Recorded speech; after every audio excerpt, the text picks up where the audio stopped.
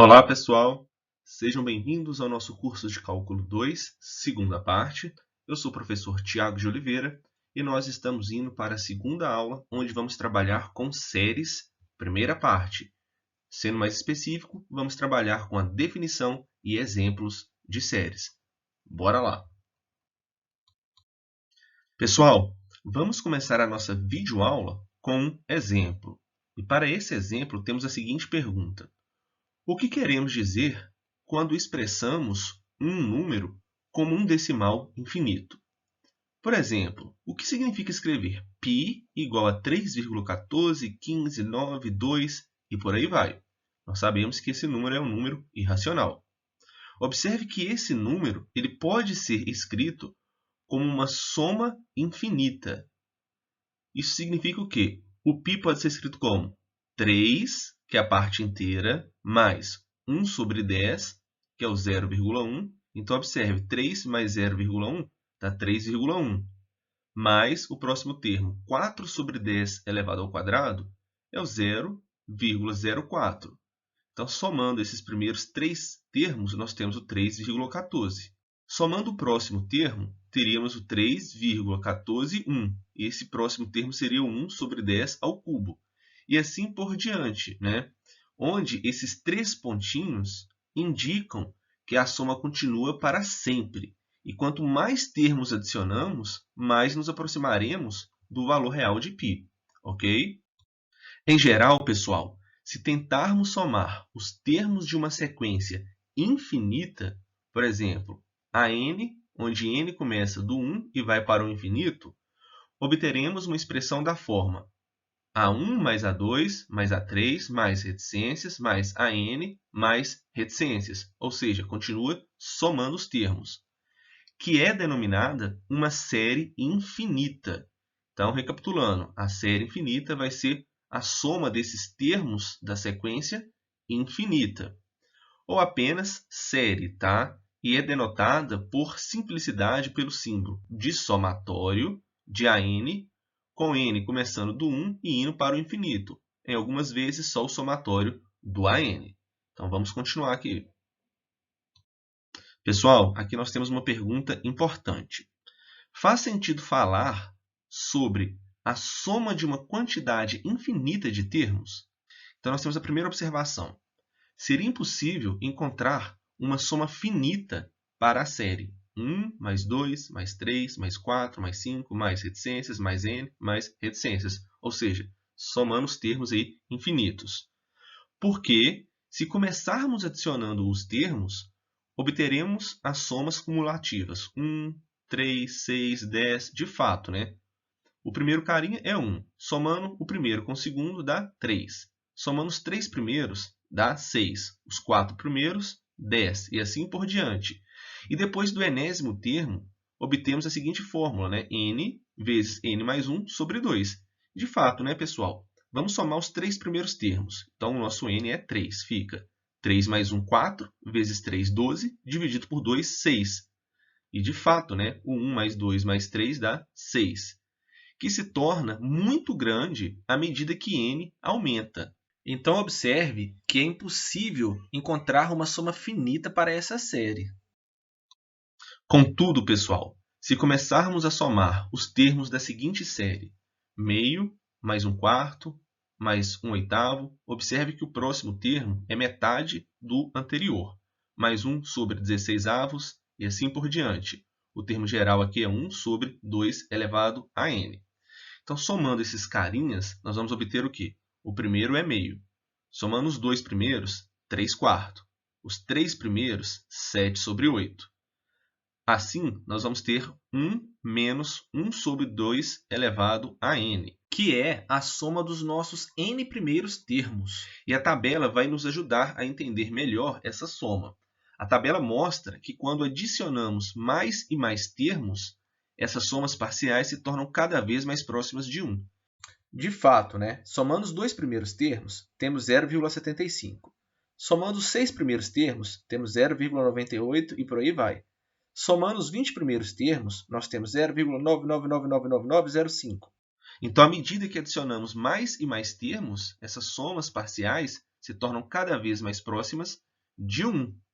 De fato, né, somando o número suficiente de termos da série, podemos fazer as somas parciais se tornarem tão próximas quanto quisermos de 1. Assim, parece razoável dizer que a soma dessa série infinita é 1 e podemos escrever, né, o somatório do nosso enésimo termo, que é 1 sobre 2 elevado a n, com n começando de 1 e indo para o infinito. O primeiro termo é o meio, o segundo é 1/4, né, porque o segundo seria o A2, ou seja, 1 sobre 2 elevado a 2, que dá 1/4. Mas esses outros carinhas que somando vamos ter resposta igual a 1. Assim, pessoal, usamos uma ideia parecida para determinar se uma série geral 1, né, que é o A1 mais o A2 mais o A3 mais reticências mais o AN mais reticências, tem uma soma ou não. Consideramos as somas parciais. O S1 é o primeiro termo. O S2 é a soma dos dois primeiros. O S3 é a soma dos três primeiros. O S4 é a soma dos 4 primeiros termos. Assim, o Sn vai ser a soma dos n primeiros termos e podemos representar por somatório de AI, com I começando de 1 e indo até o n. Observe que essa soma aqui é a soma dos n primeiros termos, ok? Assim, essas somas parciais formam uma nova sequência Sn, que pode ou não ter um limite. Então, atenção, se o limite de Sn, quando n tende ao mais infinito, for igual a S existir como número finito, então, como no exemplo anterior, o chamamos soma da série infinita, o somatório de AN. Beleza, então vamos para a definição. Dada uma série, o somatório aqui de AN, onde começamos de n igual a 1 ao mais infinito, que é igual a pega o primeiro termo, soma com o segundo, depois soma com o terceiro, e assim por diante. Denote por Sn sua enésima soma parcial. Ou seja, o nosso Sn, pessoal, vai ser o quê? O somatório de AI, com I começando do 1, indo até o n. Isso é igual a 1 mais o A2 mais A3 até o AN. Então, aqui nós temos uma soma finita, tá? Se a sequência Sn for convergente e o limite de Sn quando n tende ao mais infinito for igual a S, ou seja, existir como número real, então a nossa série é chamada convergente e escrevemos A1 mais A2 mais A3 mais reticências mais AN mais reticências igual a S. Ou, né, o somatório aqui de AN, onde n começa do 1 e vai até o mais infinito, é igual a S. Então, recapitulando, tá? Se o limite da nossa Sn existir, então nós vamos falar que o somatório dos nossos termos, do A1 mais o A2 mais o A3 mais o AN até o mais infinito, vai ser igual a esse S, tá? O número S é chamado a soma da série. Se a sequência, por exemplo, Sn é divergente, então a série é chamada divergente, ok?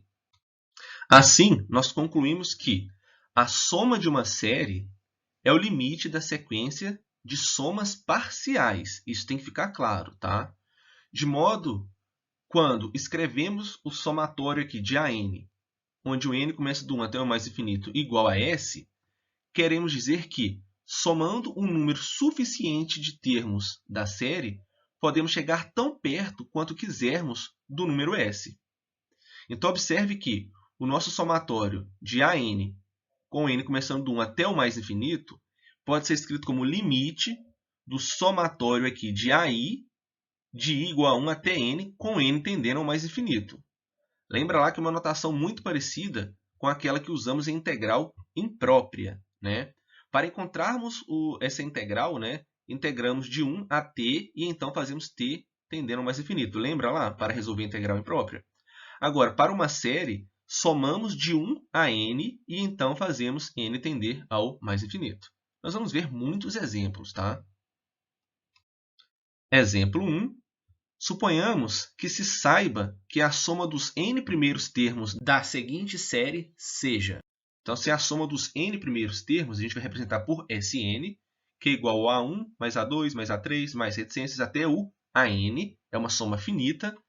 E vamos supor que essa soma seja igual a 2n sobre 3n mais 5. Beleza. Em seguida, a soma da série é o limite da nossa sequência SN. Temos que lembrar sempre disso, tá? Então, o nosso somatório aqui de AN com N começando de 1 a mais infinito é igual ao limite de SN quando N tende ao mais infinito. No lugar do SN, colocamos, né, o 2N sobre 3N mais 5. Esse limite, né, dessa sequência nós já sabemos resolver. Isso aqui vai ficar o quê, então? Dividindo todo mundo por N, vamos ter limite de 2 sobre 3 mais 5 sobre N, quando N tende ao mais infinito. Esse 5 sobre N tende a zero quando N tende ao mais infinito. Então, esse limite tende a 2 sobre 3. Isso significa que a soma dos termos da nossa série é igual a 2/3.